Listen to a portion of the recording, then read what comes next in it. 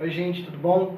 Eu vim falar para vocês hoje aqui sobre a segunda lei de Mendel, também conhecida como Lei da Segregação Independente.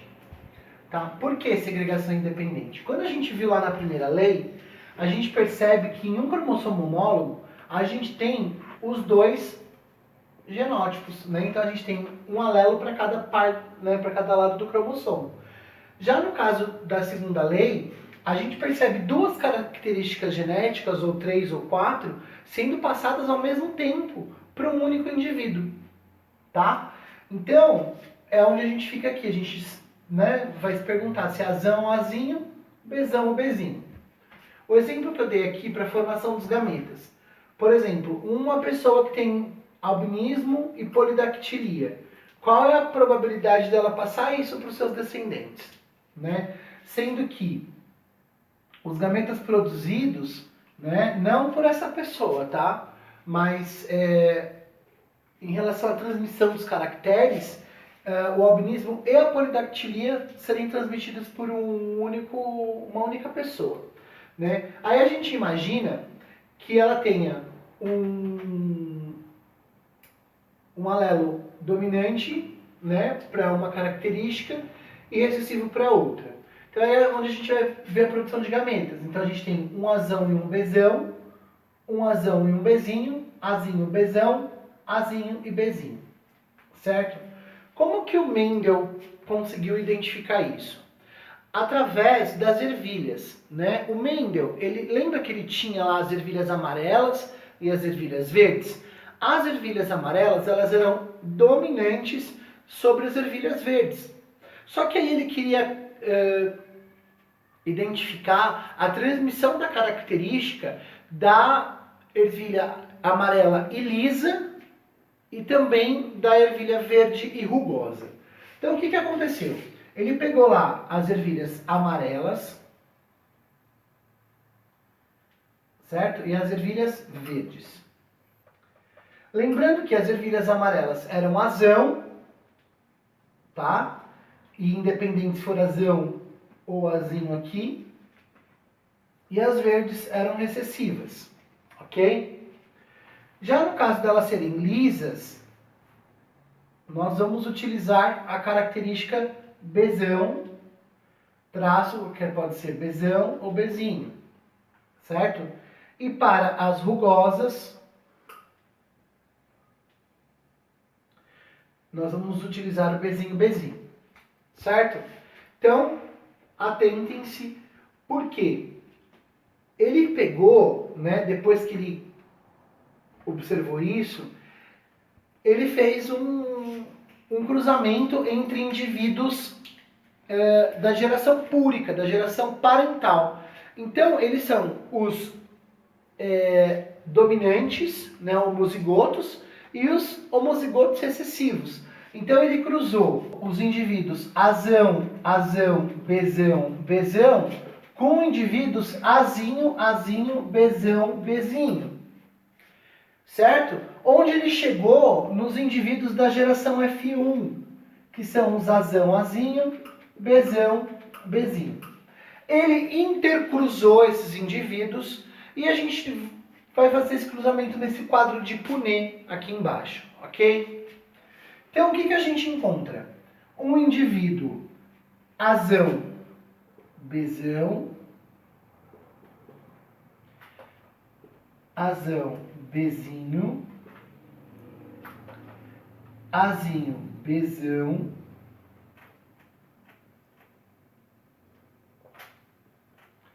e azinho, bezinho. Certo? Então, quando a gente vai fazer esse cruzamento agora, a gente vai ter que se atentar ao quê? Na quantidade de A's e B's que a gente vai colocar dentro do quadrinho. Eu vou trocar a caneta para ficar mais fácil para vocês identificarem.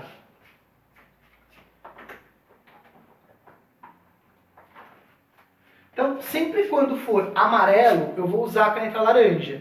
Sempre quando for verde, eu vou usar a caneta verde, ok? Então, a gente sabe que sempre quando ele tiver o azão, ele vai ser amarelo. Quando ele tiver o bezão, vai ser liso, ok? Então, vamos lá. Azão, eu já sei que é amarelo. Azão,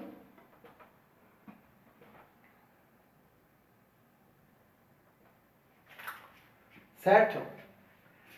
Azão, azinho, bezão, bezão. Azão, azinho, bezão, bezinho. Ah, mas, Salgado, eu tô vendo uma coisa que se eu cruzar esse aqui com esse aqui, eu vou ter um azão, azinho, bezão, bezinho.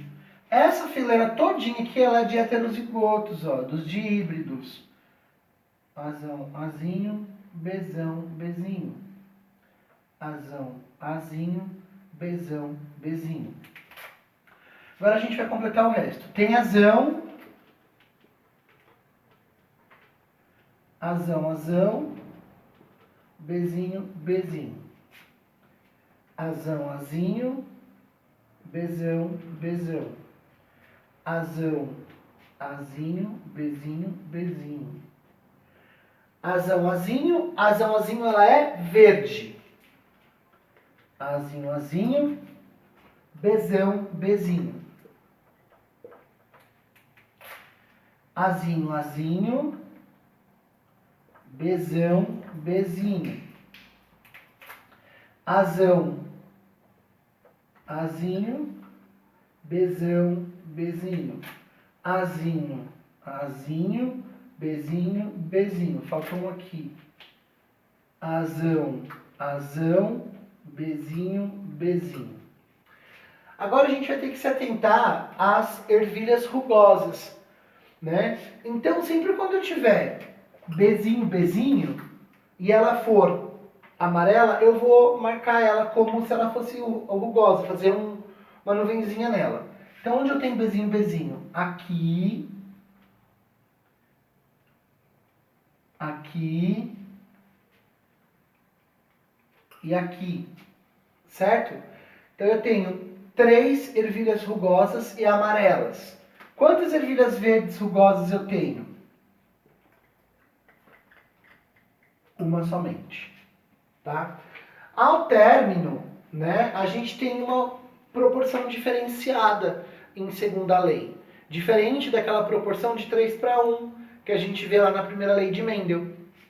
A gente tem uma proporção de 1, 2, 3, 4, 5, 6, 7, 8, 9 indivíduos que são ervilhas amarelas e lisas. Para 3 amarelas rugosas,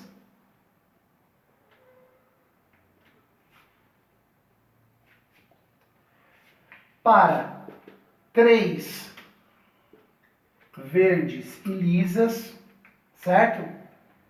Para 3,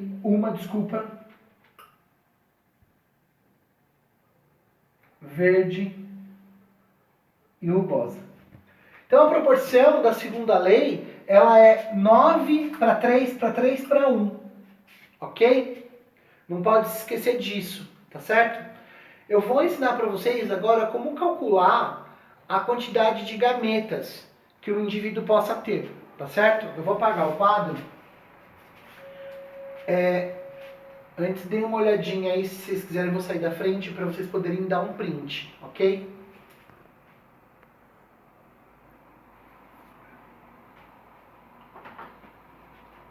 Bom, como que a gente vai fazer o cálculo dos gametas? É fácil, não é difícil, tá? Às vezes vocês podem estar pensando que é bem complicado, mas é super tranquilo de fazer esses cálculos. Bom, como que a gente vai fazer o cálculo? A gente sabe, né, que eu consigo ter várias hipóteses de eu ter alelos diferentes, né, indivíduos com genótipos diferentes. Então, por exemplo, ele tem lá um genótipo Azão, Azinho, Bzão, Bzinho, Czão, Czinho, Dzão, Dzinho. Eu quero saber qual é a quantidade de gametas que este indivíduo vai produzir. Como que eu vou fazer isso? Tá? É bem simples. É só eu olhar aqui, ó. Quantos alelos diferentes eu tenho? 2. Quantos alelos diferentes eu tenho aqui? 2. 2 por quê? Azão e o outro Azinho. Quantos alelos diferentes eu tenho aqui? Czão, Czinho? 2. Quantos alelos diferentes eu tenho aqui? 2. O que eu vou fazer agora? 2 vezes 2, 4. 4 vezes 2, 8. 8 vezes 2, 16. Então eu tenho 16 gametas. Eu tenho a possibilidade de ter 16 gametas diferentes. Certo? Agora vamos fazer diferente? Eu tenho um indivíduo Azão, Azão, Bzão, Bzão, Czão, Czinho, Dzão, Dzão. Qual é a quantidade de gametas que eu consigo produzir aqui? Ó, ele tem somente alelo dominante aqui. Então eu tenho a possibilidade de ter somente um.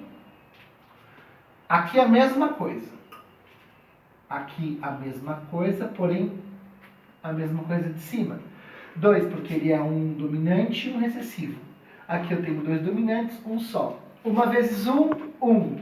1 vezes 2, 2. 2 vezes 1, 2. Então a minha possibilidade aqui é de ter 2 gametas diferentes. Vamos fazer mais um, só para ficar mais claro. Eu tenho aqui um indivíduo Azinho, Azinho, né? Um indivíduo Bzinho, Bzinho, um indivíduo Czão, Czinho, Dzão, Dzinho. Qual é a quantidade de gametas que eu consigo ter aqui? Vamos lá? Quantas gametas diferentes eu tenho aqui? Quantos alelos, desculpa? Um só, né? Eu não tenho diferença, porque é tudo recessivo. A mesma coisa aqui, certo? Quando eu encontro Czão, Czinho, eu vou colocar o 2. Dzão, Dzinho, 2. 1 vezes 1, 1. 1 vezes 2, 2. 2 vezes 2, 4. Então, a possibilidade aqui são de 4 gametas. Certo? Gente, isso aqui vem em exercício perguntando qual é a quantidade de gametas possível. Aí ele dá a quantidade de genes, a quantidade de alelos, e aí fica mais fácil para a gente conseguir calcular. Porque a gente faz esse quadrinho aqui, e aí rapidamente a gente consegue fazer o exercício. Tá bom? Agora eu vou falar para vocês, eu vou colocar um outro exemplo aqui, de segregação independente, né? De probabilidade de cruzamento de 2 seres diferentes para o nascimento de um indivíduo que seja de tal maneira. Vamos ver rapidão? Ó, dei um print na tela, para vocês não se perderem.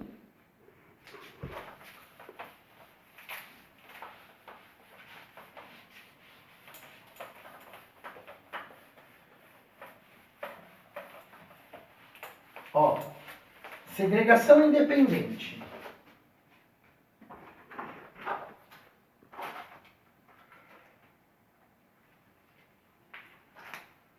Vamos lá.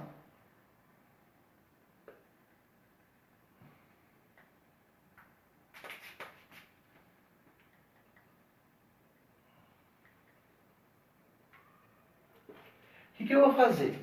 Eu quero saber, né, entre o cruzamento de 2 indivíduos, eu vou colocar aqui as características dos genótipos, né, dos alelos deles, e a probabilidade de nascer um ser, né, com uma outra carga genética diferente. Vamos lá. Então, assim, eu tenho um indivíduo Azinho, Azinho, Bzão, Bzinho, Czão, Czão, Dzão, Dzinho. Certo? Ele cruzou com um indivíduo Azão, Azinho, Bzão, Bzinho. Deixa eu fazer diferente. Vamos lá. Azinho, azinho. Bzão, bezinho. Czão, czão. Dzão, dzinho. Ele cruzou, né, com o indivíduo azão, azinho. Bzão, bezinho. Czão, czinho. Dzão, dzinho. Ok? E ele quer saber a probabilidade de ter um baby com o genótipo azinho, azinho, bzão, bezinho, czão, czão, dzão, dzinho. Ou seja, a probabilidade igual deste indivíduo, ok? Vamos calcular? Como que... Nossa, mas é muito difícil, porque eu vou ter que cruzar todo mundo. Não, não é tão difícil assim não. Ó, vamos ver aqui. Azão, opa, azinho, azinho, azão, azinho. O que eu tenho que fazer aqui? Ó. Desse azão, azinho, desse azinho, azinho, qual é a probabilidade que eu tenho de nascer um indivíduo azinho, azinho? Se eu cruzar esse aqui com esse aqui, eu vou ter indivíduos azão, azinho, azão, azinho, azinho, azinho, azinho, azinho. Qual é a probabilidade, então? 50%. 50%, que seria esse aqui, de nascer esse aqui, é igual a metade. Certo? Tudo bem? Então, eu vou apagar aqui o cruzamento. E a gente fica com uma carga aí genética de metade laranjinha. Agora eu vou fazer aqui o próximo, de verde. Bzão, bezinho, bzão, bezinho. Se eu cruzo bzão, bezinho, com bzão, bezinho, o que vai acontecer? Bzão, bezão, bzão, bezinho, bzão, bezinho e bezinho, bezinho. Ele quer um bzão, bezinho. Então eu tenho mais 50%, metade. Vou apagar aqui.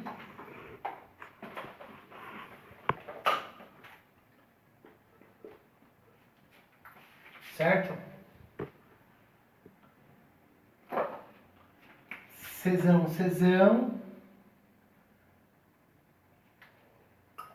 Com czão, czinho. Czão, czão. Czão, czinho. Czão, czão. Czão, czinho. Ele quer saber o indivíduo czão, czão. Então eu tenho aqui mais metade, mais 50%. Então aqui eu tenho mais meio. Certo? E por último, e não menos importante, um indivíduo dzão, dzinho, com um indivíduo dzão, dzinho. Opa, eu já tive um igual a esse aqui, né? Cruzamento de heterozigotos, que foi quando eu te fiz o B, também na metade. Então esse eu não preciso nem cruzar. Então eu sei que aqui vai dar meio. E agora, quem poderá nos defender? Ninguém, porque isso é muito fácil de se fazer. Como que a gente faz isso? Multiplicação de frações. Ó, eu vou multiplicar todo mundo. Sempre o de cima pelo de cima, o de baixo pelo de baixo. Numerador com numerador, denominador com denominador. Uma vezes um, um. Uma vezes um, um. Uma vezes um, um. 1. 2 vezes 2, 4. 4 vezes 2, 8. 8 vezes 2, 16. Então, a probabilidade destes dois indivíduos terem um filho com essa carga genética, com essa característica genética, é de 1 em 16 avos. Ok? Eu vou ficando por aqui, pessoal, e até mais. A próxima aula nossa com esse tema é sobre o linkage.